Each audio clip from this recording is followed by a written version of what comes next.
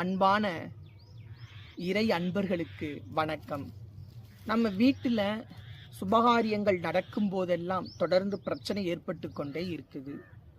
வீட்டில் இருக்கக்கூடியவர்களுக்கு தொடர்ந்து உடல் ரீதியாக பிரச்சனைகள், பாதிப்புகள் நடந்த வண்ணமாக இருக்கிறது.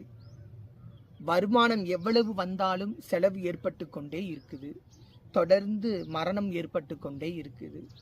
எந்த காரியத்தை எடுத்தாலும் அந்த காரியத்தில் பிரச்சனை தான், தடங்கள் தான். இப்போ இதுக்கு என்ன காரணம் அப்படின்னா, அந்த வீட்டில் இறந்தவர்களுடைய ஆன்மா சாந்தி அடையாமல் இருக்கலாம். இறந்தவர்களுடைய சாபக்கேடு அந்த வீட்டில் நிறைந்து இருக்கலாம்.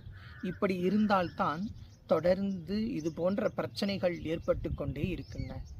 அப்போ இந்த பிரச்சனைகள் இல்லாமல் இருக்க வேண்டும். அதற்கு என்ன செய்ய வேண்டும் என்றால், சிவன் ஆலயம் சென்று தொடர்ந்து சிவனை வணங்க வேண்டும். இறந்தவர்களுடைய ஆன்மா சாந்தி அடைவதற்கு ஒவ்வொரு மாதத்திலும் வருகின்ற அமாவாசை அன்று இறந்தவர்களுக்கு திதி கொடுக்க வேண்டும். அவர்களுக்குரிய ஆன்ம காரியங்களை நாம் செய்ய வேண்டுங்க. செய்தால்தான் முன்னோர்களுடைய ஆன்மா சாந்தி அடையும். அந்த வீட்டில் இருக்கக்கூடிய சாபக்கேடு படிப்படியாக குறைந்து நிவர்த்தியாகும்.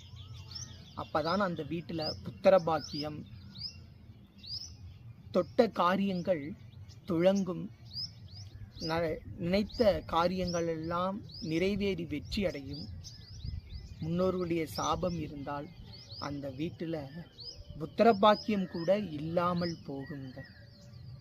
இப்போ முன்னோர்களுடைய ஆன்மா சாந்தி அடைவதற்கான ஆன்ம காரியங்களை நாம் செய்ய வேண்டும். முன்னோர்களுடைய அருள் ஆசீர்வாதத்தை முழுமையாக பெற வேண்டும். முன்னோர்களை வழிபாடு செய்வோம். வாழ்வில் வெற்றிகளை பெறுவோம். நன்றி, வணக்கம்.